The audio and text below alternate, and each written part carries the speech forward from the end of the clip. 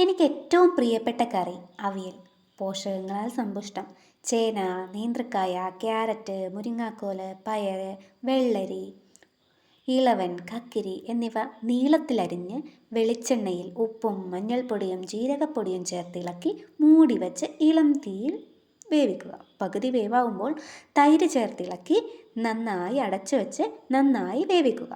ആ വേവിച്ചതിലേക്ക് തേങ്ങയും ജീരകവും കറിവേപ്പിലയും കാന്താരിയോ അല്ലെങ്കിൽ പച്ചമുളകോ ചേർത്ത് ചതച്ചെടുത്തതും ചേർത്തിളക്കി മൂടി വെച്ച് 5 മിനിറ്റ് കഴിഞ്ഞ് വാങ്ങി വെച്ച് പച്ച വെളിച്ചെണ്ണ ചേർത്താൽ നല്ല സ്വാദുള്ള അവിയൽ തയ്യാറായി.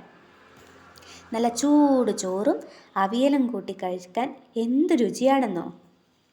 ഇഷ്ടമുള്ളവർക്ക് എന്നെപ്പോലെ കഞ്ഞിക്കും ദോശയ്ക്കും വെറുതെയും കഴിക്കാനും നല്ല രുചിയാണ്. അവിയൽ ആദ്യമായി ഉണ്ടാക്കിയത് പഞ്ചപാണ്ഡവന്മാരിലെ ഭീമനാണെന്നാണ് ഞങ്ങൾ പറയാറ്. എന്തായാലും ഭീമൻ ഒരു PhD കൊടുക്കാത്തത് മോശമായി അല്ലേ? ഇന്നാണെങ്കിൽ ഭീമൻ PhD വാങ്ങി PhD കാരനായി ജീവിച്ചേനെ. അപ്പോൾ അവിയൽ എല്ലാവരും തയ്യാറാക്കി നോക്കുമല്ലോ അല്ലേ? തൈരിനു പകരം പുളിയോ അല്ലെങ്കിൽ പച്ചമാങ്ങയോ ചേർത്തും അവിയൽ തയ്യാറാക്കും.